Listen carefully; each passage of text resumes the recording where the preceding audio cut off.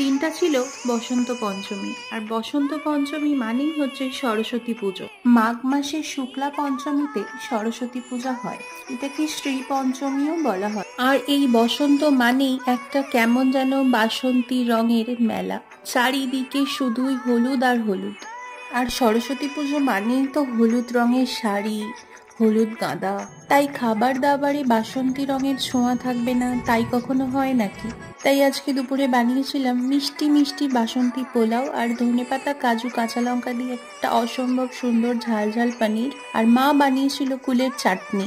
সরস্বতী পুজোর কুল তো খুবই গুরুত্বপূর্ণ। ছোটবেলায় সবাই বলতো এই পুজোর আগে কুল খাবি না একদম, খেলে ঠাকুর পাপ দেয়। আসলে সরস্বতী পুজোর আগে কুল পরিপুষ্ট হয় না, তাই কাঁচা কুল খেলে শরীর খারাপ হতে পারে, তাই খেতে নেই। আর এই ঋতুর যেহেতু প্রথম ফল, তাই আগে দেবীকে নিবেদন করে প্রসাদ গ্রহণ করাই ভালো। সব মিলিয়ে খাওয়াটা ফাটাফাটি।